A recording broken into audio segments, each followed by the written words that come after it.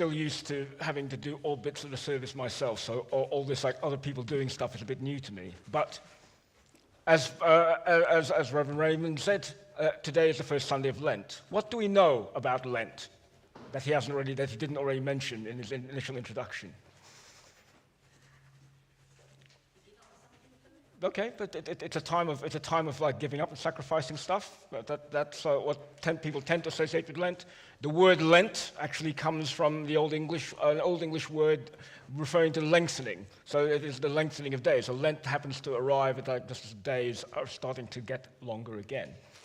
But before we begin our service today, what I want to do is take us into a little bit of a Lent reflection.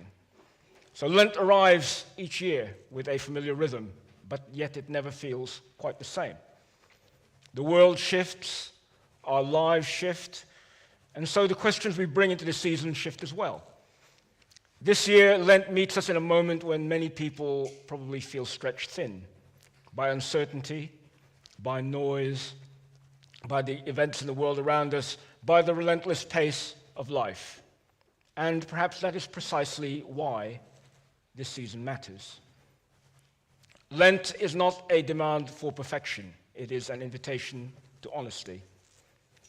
It asks us to pause long enough to notice what we've been carrying, what we've been avoiding, and what we've been longing for. It asks us to look at the patterns that shape us, some life-giving, some quietly corrosive, and then to choose with intention the kind of people that we want to become. This season is often framed by giving something up, but the deeper movement is about making space. Space for clarity, space for compassion, space for God, space for the parts of ourselves we've neglected because we were too busy tending to everything else. Lent is a journey downward, not in defeat, but in humility. It reminds us that transformation rarely begins with triumph. It begins with truth. It begins when we stop pretending we have everything under control. It begins when we allow ourselves to be seen by God, by others, and even by ourselves.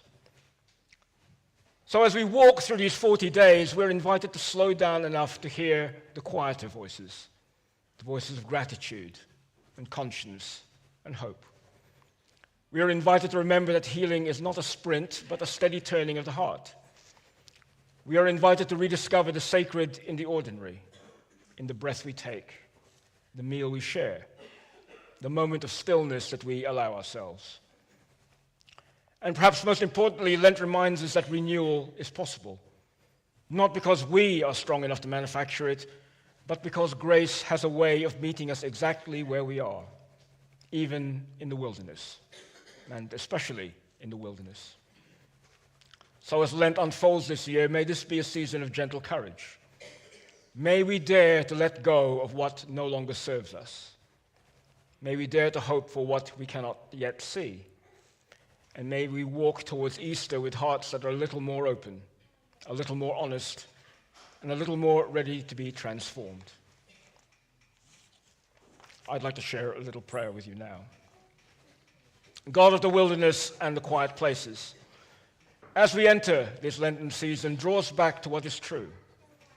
Strip away the noise that crowds our hearts, and give us the courage to see ourselves with honesty and hope. Where we are weary, bring rest. Where we are burdened, bring release. Where we are lost, bring direction. Where we feel closed off, bring the gentle opening of grace. Teach us to walk these 40 days with intention, not striving for perfection, but making space for your presence to take root in us again. Help us to let go of what no longer gives life and to reach towards the renewal that you promise. As we journey towards Easter, shape us into people who carry compassion lightly, who choose kindness freely, and who trust that transformation is possible, even in the places that we least expect.